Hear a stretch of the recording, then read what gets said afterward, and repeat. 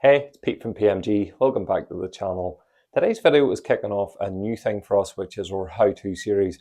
And today's video is about the most important how-to of them all, which is how to safely and correctly wash your car. If you don't get that bit right, any detail that you do going forward, it doesn't matter. You need to learn how to maintain and prepare your car properly. So today we're down with Ross at A-Kem Automotive. You'll see us use his products day in, day out in the workshop. Fantastic stuff. We've been using it for years. We thought, why not link up with him?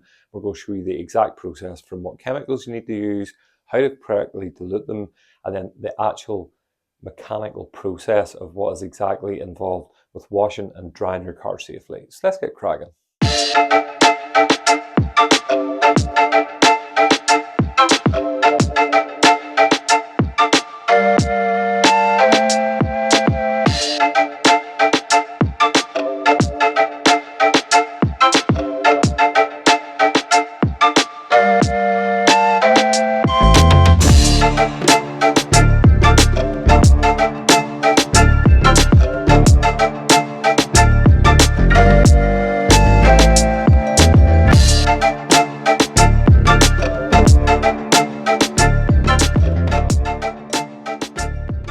So this is Ross, the owner of A-Kem Automotive, and we've been using your stuff for a long time. And a lot of our customers now use it also.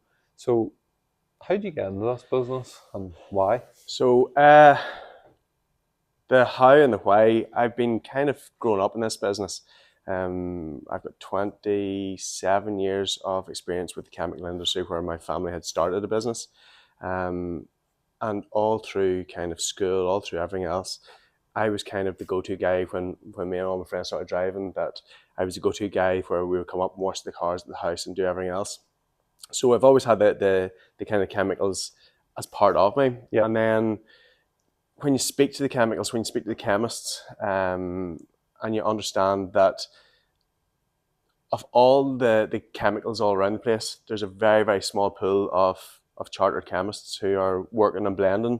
Which is a huge misconception people Massive have. misconception. That a lot of people think that whenever you see a chemical company or car detailing products, that it's actually manufactured as such in-house, but Yeah, the real truth behind that is it's more that it's manufactured to your specific that's blend. exactly. So now, whilst there are still some bespoke blenders out there doing their own products, that number is very small. You know, at the end of the day, if you look at the logistics of important bulk chemicals, the products needed to manufacture them down and distill them, and the process to fill it, bottle it, to whatever else, you're into tens and tens of thousands of pounds by the time you do that there. And as I said, growing up with this here, you know, this was all kind of knowledge that I knew, and it was things that I was well aware of from the very start. And when you get speaking to these guys and you get a relationship with them from a very young age, you kind of understand it's not reinventing the wheel. And that's the bit that always stuck with me. We're not trying to reinvent something here, but we're trying to do it a wee bit easier and a wee bit better. And that really, Pete, is where I fell into this here. And it really just grew from something that I grew up with to turn into a passion, turn into love, and turn into something that I have really became quite passionate about. And when I started this company, somebody came to me, and it was one of the old guys we used to be friends with, and he'd been a long time user, and he says, Ross, what kind of separates your stuff apart is you're premium without the price tag. And that was one of my first ever taglines. It was premium without the price tag. And that's something, Pete, that really kind of I wanted to keep pushing, was that I've got kick-ass products that do what they're supposed to do without having to charge you the earth for it. A big thing, even not premium without the price tag, professional without the price tag would be kind of what I look at it. This is professional grade product that is available to the regular consumer, and that's why we use it day in, day out. Like the products are better than what we can get access to in the professional end of the market, and yet the home users are perfectly safe to use and cost effective, more importantly, as well. That was something, Pete, that you actually said to me, and that's why we kind of dropped that tagline a couple of years ago, because you had said to me at that stage, you know, you need to think yourself, Ross, as a professional product, because it's not just a white label Me Too product that everybody else has. you have taken the time, like Purge, we'll use Purge as a prime example. So where Purge came about was one of the chartered chemists we've been working for years. He was over with me doing a different project with another company, and I took him down and introduced him to Pete.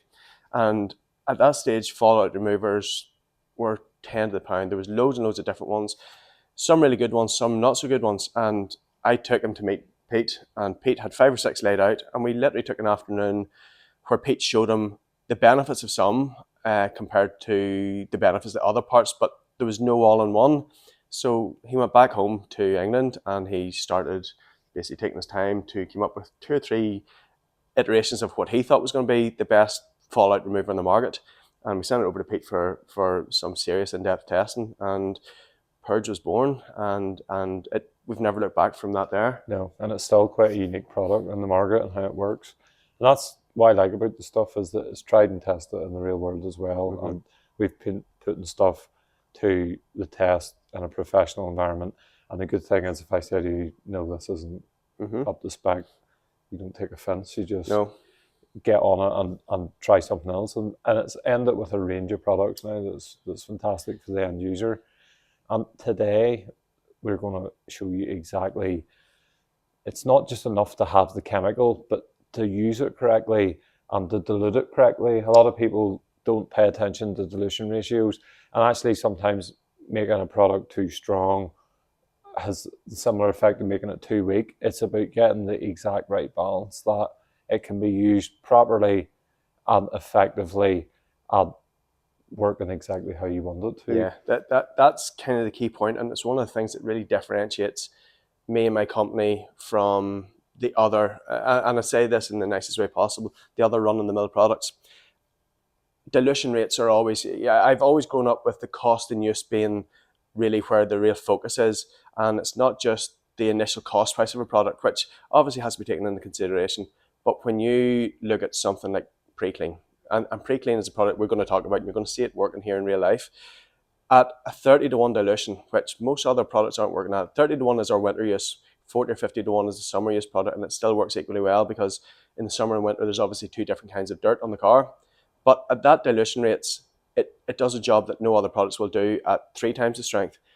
But it's really, really key that people use it at the dilution rates we talk about, because if you use it too weak, it's not going to do anything. But if you use it too strong, you've got the complete opposite problem, where because of the surfactants that we use when we're making this product up, it takes longer to wash and rinse off.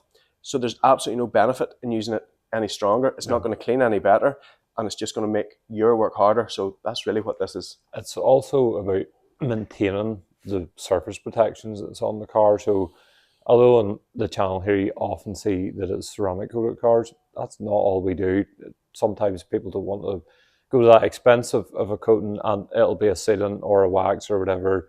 And getting all of the dilution ratios bang on is all about extending and maintaining the lifespan of the protection that's applied as well. So there's a lot more to it than just tipping stuff into a bucket or a bottle and getting going with it.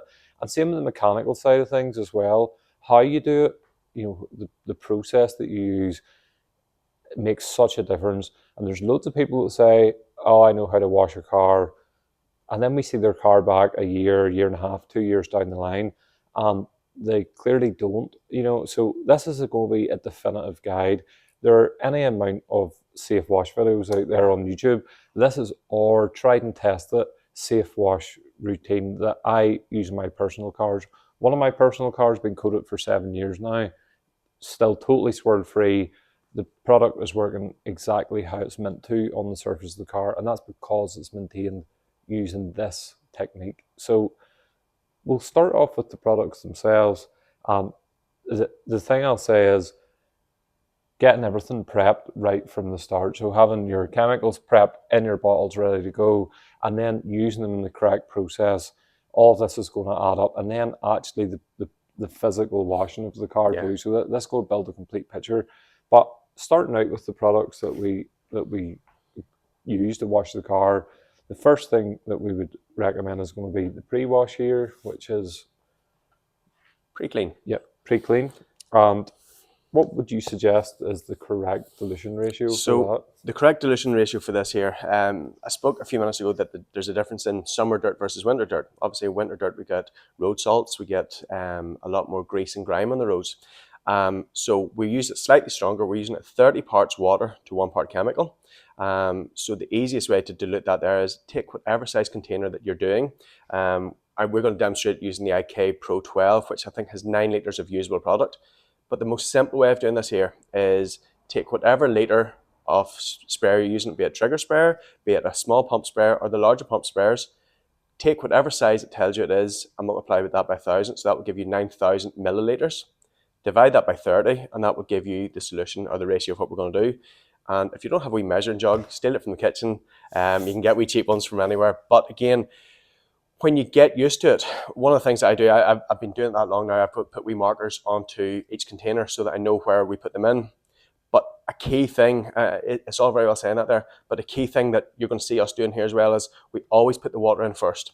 Because if you put the Preclean product in first, if you put the likes of this here in first, where it's not a foamy sudding product, but because of the alkalinity and because of the surfactants in it, if we put this, even a 30-to-1 dilution this in first, and then add the water, it's going to sud up.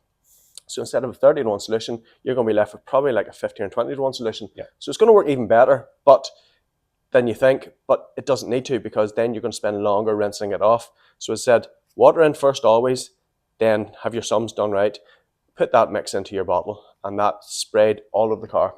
And you'll always hear us talking, so we'll go on to talk about foam, but one of the most important bits, why your pre-wash product, and we've got 2 pre-wash products. The other one we have is Citriclean, and Citriclean is something that, again, we work with Pete to kind of specifically for ceramic coated cars, because I like a bit of acidity. Yeah. The ceramic coated cars just need they still need maintained, they still need looked after, but they need a slightly different process. Now, having said that, my cars are ceramic coated and I still use this here, but Citriclean comes in at a different stage. But what the point I was going to make there was a sprayed on product will always clean better than a foamed on product. And when people come and see me, I always tell them this here. And the way it's explained to me, and it makes perfect sense, is if you imagine your car door is one big panel, and if you spray something on, you've got loads and loads of wee bubbles all over it. And those small bubbles cover more surface area as opposed to the big bubbles from a foam cannon. So that's why I said that the most important stage in your wash technique, as far as I'm concerned, is this pre-wash stage. This is an absolute essential. It really is. And then we move on to the foam itself. So Snowfoam is another essential product in my eyes. There's a lot of sort of negative views of Snowfoam in the market, that it's a kind of like a bit of glamour, really, rather than an actual cleaning product. But it isn't. It's a really essential part of it. So much so that I add this in as a double step, which whenever we get on to the mechanical steps, you'll see why. But the whole thing that we would like to point out with safe washing the car is we want to remove as much dirt as possible from the vehicle before we make contact with it. So the Snowfoam plays 2 parts for us. The first part is the initial clean, and then later on it's adding lubricity to the wash stage as well. So we'll talk about that when we get to the mechanical part, and the mechanical part's important. Something we'll mention right now, a lot of people do touchless washes. You can't do that long term for your car. It needs the mechanical abrasion of being washed with a mitt and shampoo. So it may be fine to do it 2-3 times, but certainly you're going to want at least 1 contact wash a month to make sure the surfaces of your car are clean. But the Snowfoam, Ultrafoam, what do you reckon is the proper dilution? So again, Snowfoam and Ultrafoam, the foam stage is something that, as Pete says, I find essential. And the reason we find it essential is when you think about going back to your sprayed on product, the problem with sprayed on product is that it can dry in if it's too windy or if it's too warm. Obviously, we don't have the heat issues during the winter, but we've got the wind issues. Ever here. But that's where the foam, so when we coat the car with foam directly on top of the pre-sprayed, the pre-clean product, it allows a longer dwell time. And again, it's the longer dwell time that really makes the difference. When it comes to the dilution of that there's a scientific way, and then there's the sort of plug it and throw a wee bit into it. So again, we talk about a 30-to-1 dilution, and it's really difficult to work out a 30-to-1 dilution for a lot of power washers. The easiest way to do it is to fill your your Snowfoam bottle with 1 litre of water. If it's a litre bottle, obviously fill it with 1 litre of water. Then put it on at full power and jet that water into a bucket or into a container or whatever you find, and that will give you your dilution rate. Now, most domestic pressure washers, including Nilfisk, Ava, the Karcher ones, whatever else, are diluting roughly at 20 to 1. So that means when you put your 1 litre foam cannon onto it, spread it on into a bucket, you're going to get 20 litres of water. You will know then that that's the kind of rough roundabout dilution. So what you want to do is dilute then down from the bottle. The go-to method of people putting around an inch in the bottom isn't actually too far off the mark, and that's going to give you a product on panel ratio of around 100 to 1, which is ideal. You don't need foam to be any stronger, because the problem with the foam, if it's too strong, is it gets heavy. And if it's too watery, it falls off quickly. If it's too heavy, it falls off quickly. So it really is finding that kind of happy medium. Basically what foam is doing is encapsulating dirt on the surface, and whenever it's going on, as you say, too heavy or too watery and it's running off too fast, it's not getting a chance to do what it needs to do, which is encapsulate that dirt, lift it into the foam, and it should slowly start to run off the car. But more importantly, whenever you're pressure washing the vehicle, the foam has encapsulated that and you're blasting it off the car and away from the surface again. So it's important. A lot of people get hung up on, they want their foam nearly to come out like shaving foam. Like shaving foam. That's far too heavy. It's not going to work. You need a good dwell time. Ideally, you want your foam to sit in the car for 5 to 7 minutes and around that. And that's just letting it do its thing with the pre-wash before you would move on to a rinse. Again, we'll touch on that whenever we do the mechanical side of things, but Snowfoam, absolutely essential product. Then you need shampoo for your bucket. So your shampoo is called Puro. Puro. We just changed the name of it because we wanted to kind of reflect what it is. It's a pure shampoo. There's no fillers. There's nothing that's going to add false shine. It's going to properly clean your car with conjunction with the pre-cleaning products that we're using, but something that's not going to compromise your ceramic or your sealant or your wax. And that was the key thing with Puro. For me, what I like to think of a shampoo, you do the pre-cleaning to get as much dirt off the surface of the vehicle as you possibly can. And to me, shampoo is a bit like a lubricant for a clay bar. It really is about adding a slick surface so that, obviously there's cleaning agents within it as well, but it's so that the mitt is gliding across the surface of the vehicle and it's not bogging down and putting in fine wash marring, etc. So that's what I really like with this. It's a really, really slick product. As you say, there's no additives or fillers in there that's going to clog up a coating or it doesn't need it. It really doesn't. So it's just simple. And I like that the bottles of these make the dilution really simple. So whether you can see these or not, we'll get a better shot of it. But it's literally a shot, one shot of the bottle. You squeeze the bottle, it fills the shot out, and you tip that into your bucket. How much water would you be putting in a bucket? So again, that was designed for our standard 20 litre buckets, which was a 20 ml shot into 20 litre bucket. So we're talking 1,000 to 1 dilution. So that lasts a long time. And again, people get hung up on that their bucket isn't really sudsy or really foamy, and they'll dump loads of shampoo into the bucket so they can get it to foam up like that. That is a complete placebo thing. You don't need a sudsy shampoo, you need a slick shampoo, and that's exactly what that does. Then obviously our wheels are something that we want to clean. And you hear a lot of things about avoiding acid wheel cleaners, and acids have their place as the alkalines. Absolutely. If we get on to Cleanse here, which is a fantastic wheel cleaner, wheel and tire cleaner. This does an unbelievable job of cleaning tires. Would you recommend diluting that? Do you use that straight? We always recommend people on the first use of it to use it full strength. Obviously with all chemicals, we always say, this is safe in diamond cut wheels, it's safe in polished wheels, it's safe in everything. However, we always recommend that no matter what you have, test a small inconspicuous bit first. And never on a hot wheel. So never. If you've just finished driving the car and you can feel hot surface on the wheel or any residual heat from the brakes at all, do not wash your car. Just wait until later. Don't hose it. Don't do that because that can crack discs and stuff like that there. But Cleanse came about again. So the same chemist who we made Purge with, I saw that there was all these rubber cleaners, and there was all these different tire cleaners. So cleaning your wheels was suddenly becoming into a 3-product job, and I thought that was complete nonsense. If I'm perfectly honest about things, you don't need these separate things. You just need, and again, when you understand the mechanics of it, when you understand the science behind it, it goes back to we're not reinventing the wheel. So you don't need a rubber cleaner. And I wanted to make my tire cleaner, my wheel cleaner, be a two strike thing that it worked really, really well in the rubber. And again, hopefully when we demonstrate it later on, you'll get to see how it pulls the browniness out of the tires. It pulls old dressings off, where it became fantastic for as well.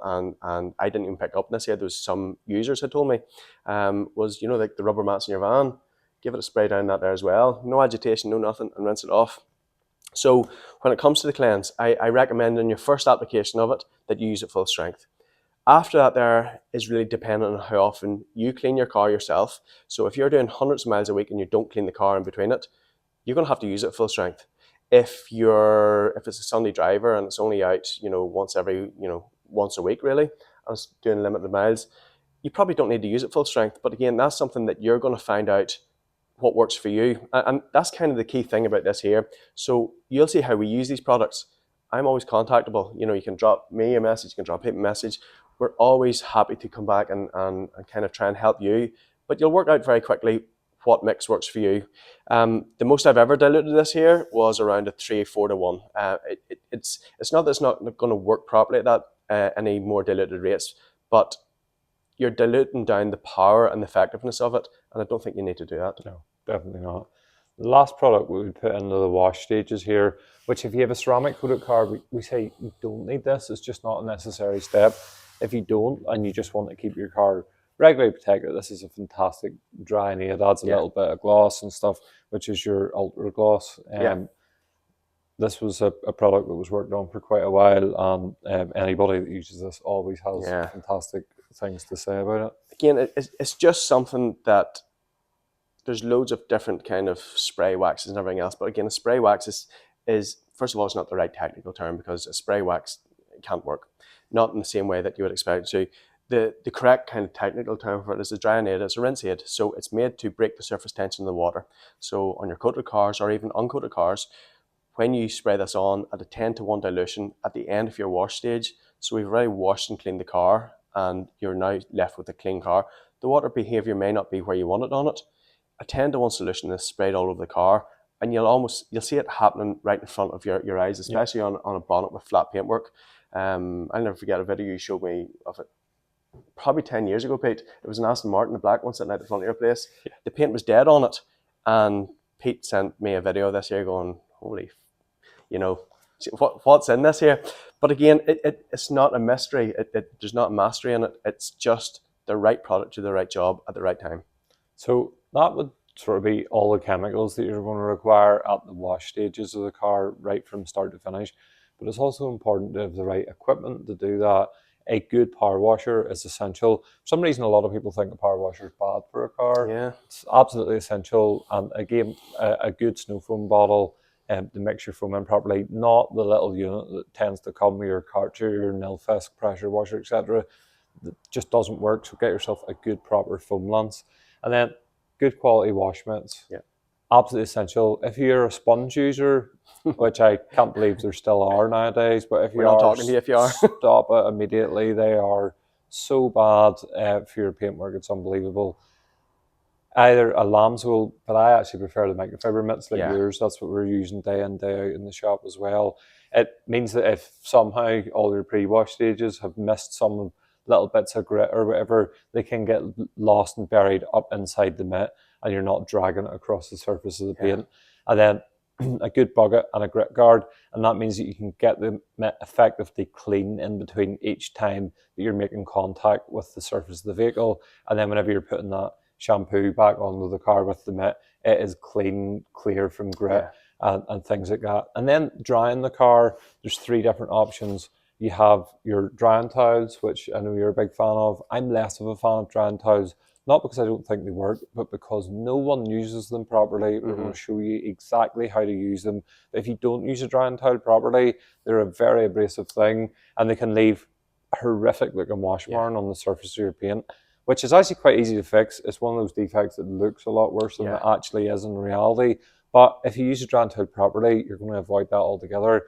And then two other ways is forced air drying, Mm-hmm. which is something you'll see us in every video doing. I like that because with us in the workshop environment, we need to get the car dry as quickly as possible so we can start working on it. But it's not actually what I do with my own cars. No. With my own cars, I'm using a DI vessel. And the best thing about those is you literally rinse the car with it and you leave it alone. It dries out absolutely spotless and no drying is necessary. Now, if you're a person that drives a car with a chamois, throw it in the bin Please, again. please throw it in the It's bin. so bad for it. Might be fantastic at removing water Yeah. from the surface of your car, but it's also scratching it, little micro scratches. And as I said at the start of this video, if you can't get the wash process right Yeah. in the car, forget everything else to do with detailing. This is the absolute foundation of it all. So pay attention to these steps. You might see different varied things on the internet where people won't do some of these steps or add in things. This is tried and tested from over 15 years experience in this industry, Mm-hmm. and owning my own vehicles for long periods of time where I'm washing them this way and I can see that they're remaining defect free. Yeah. Where we get people in with cars that are maybe washing them kind of, to some degree, but they're still picking up something over time. And it's always at the fault of the wash stages. This Yeah. is the basic 101 Yeah. of keeping your car right. So we'll get on to that We'll go now. on that. Show exactly what we do. There's a few tips and tricks and things that sometimes people often haven't thought of. Well, we have a freezing cold day out here. We had to pick winter to do this, but yeah, we'll get you outside and we'll show you exactly what we mean. So Ross's beautiful X5 here is a perfect example of the sort of grime that we're going to face in a daily driver over winter. And if we don't follow these safe wash procedures correctly, it's going to end up putting swirl marks and paint defects in the paint. So these steps are going to ensure that you keep your vehicle defect free. We like to start off with a good liberal soaking of cleanse all over the wheels and tyres, and then allowing that to rest on the surface while we begin putting pre-wash around the rest of the vehicle. That means while the pre-wash is rested, then we can go back and tackle the wheels for an effective clean. Now we move on to the pre-washing of the vehicle with Preclean, and this is a really essential step. You'll see this car is heavily covered in road salt given the contamination we would see at this time of the year, but it may change and you may need to use less product on the car just depending on what contamination's on it. But this is an essential step that you can't skip. You'll see it begins to work immediately at softening and loosening the dirt, and it's going to help them when we put that snow foam on over the top. Back of the car is likely to get caked with more dirt, as are the lower sides, but in summertime you might find that it's actually bugs, etc. around the front of the vehicle, so just use your own judgment on where you feel is necessary to apply it. Don't forget to do your wheel arches and undercarriages if possible. Keeping those clean is essential to your vehicle's maintenance too. Now the fun bit that we all enjoy, playing with the snow foam gun and getting the car covered in snow foam. You just want to have a good, even coverage of the vehicle at this point and then allowing it to dwell. As we said before, the combo of the two products working together is going to be the biggest difference in getting the most amount of contamination off your vehicle before we ever put a mitt anywhere near it. Then we simply, when we're finished with this, allow it to dwell, giving it a dwell time of around 5 to 7 minutes, or as long as it can physically sit on the vehicle. As you'll see, we were talking about you don't want the snow foam to be too heavy and you don't want it to be too thin, just the right amount of thickness so that it actually has time to sit and dwell upon the vehicle and encapsulate that dirt and help it remove it. While that's dwelling, that's the perfect time to get back to your wheels. You can use a variety of tools at this point. As you can see, that is a microfiber wash mitt, which is great for the surface of the wheels. And then also you can take wheel woolies that allow you to get into the backs, and then small fine brushes that let you get into any crevices as well. We're spending a good bit of time here. Keeping the contaminants off your wheels on a frequent basis is going to keep them in its best condition possible.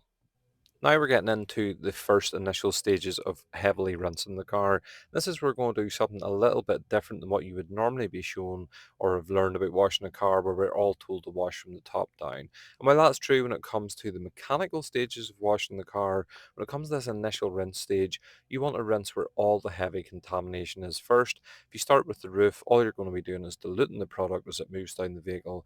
It's not allowing you the proper time to rinse it off effectively. So start with the lowers like this. Make sure that you get as clean a surface as possible. And then when you're finished, just finish it up with one final rinse from the top of the vehicle down to the bottom, and you're ready to move on to the next stage. Now we're at the stage we were talking about where we want to add lubrication to the surface. You can either use Puro through a Snowfoam lance, or you can use Ultrafoam again. This is an essential step though, and it's going to help you avoid wash marring where possible. A lot of people go straight in with their mitts at this point, but adding that extra layer of lubricity to the surface is going to make a huge difference in keeping swirl marks at bay. So finally we're on to the mechanical stages, and this is where our hard work is paid off already with all of the pre-washing. Now the Puro's on the surface is helping that mitt slide across. I like to work around from the top of the car, and I work around and down as we go on, and rinse your mitts out often. Generally I would do half the roof and the glass area on one side of the vehicle before rinsing my mitt, and then finishing off with the other roof and glass side of the vehicle, and then working your way down from the bonnet, the top part of the tailgate, and just work your way around and down as you go along. Just make sure you frequently rinse that mitt out as you go, just in case you have missed some of the little pieces of fine grit during your pre-wash process. This is going to be your insurance against putting any defects into your paintwork. Once that's all complete, we're into the final home stages, and we begin to rinse the car off and then get ready for drying it. So on to the final rinse, we start from the top of the vehicle again, and it's worthwhile spending a good bit of time here making sure that you have soap removed from every crevice that it possibly can be.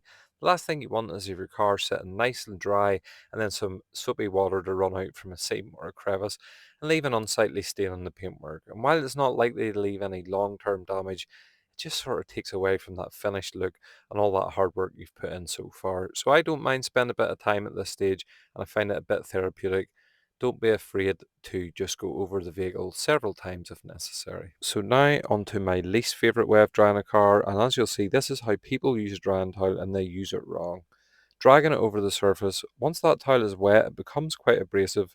So if you must use a drying towel, it's important that you use it just like this. You set it onto the surface of the vehicle and then pat it dry, lift up, remove. Now this is a pretty tedious way to dry a car, and inevitably people will get lazy and will end up dragging it. If you're that person, just jump to one of these two alternatives. I promise your paint will thank you for it. This is my personal favourite way of drying my own vehicles. Using a DI water vessel, particularly on a ceramic coated car, you can actually sheet most of the water off the surface thanks to the hydrophobic nature of the coatings. And then what's left dries out totally spot free. Think of what the window cleaners use to clean the windows in your house, and you get the idea here. This is the best way of drying your vehicle and keeping it defect free. And lastly, you have the forced air dryer. You'll see us use this all the time in our YouTube videos, and it's the ideal tool for the workshop where we need to get the vehicle dried quickly so that we can begin our machine polishing steps. Now at home, if you're using this outside on a sunny day, you have a chance of the paint watermarking because you're just not going to get round it quick enough. But it is a fantastic way to keep your paint defect free because it is a contactless solution. The DI vessel is definitely the best. This is a close second, but please avoid drying towels if possible. So that is effectively how you wash the car the right way, the safe way. It's really not a complicated process, but it's the right process. And if you follow this, your car's going to stay swirl free as long as physically possible. And you're also going to protect your protection, as ridiculous as that sounds. So hopefully you learned a lot. I'm going to drop the link to your website in the notes here, and a list of every product that we used, and maybe even our cheeky little discount code for Absolutely. anybody that wants to make a purchase. But I stand by these products. We use them day in, day out. It's always what we recommend to customers once they have picked up their car from us. And hopefully having this video format will also, if you're a customer of ours, make it a bit easier to follow exactly how to look after your car for the best. So that wraps up another video. If you haven't, please like and subscribe. And thanks for watching. We'll catch you again soon. Thank you.